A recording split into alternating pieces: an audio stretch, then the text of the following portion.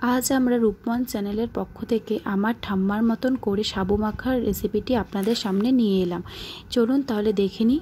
প্রথমে একটি কলা ভালো করে চটকে নিতে হবে, তারপর এর মধ্যে মিশিয়ে দিতে হবে কিছুটা পরিমাণ চিনি আর কলাটিকে ভালো করে মিশিয়ে নিতে হবে যাতে চিনির দানা দানা ভাবটি একদমই না থাকে।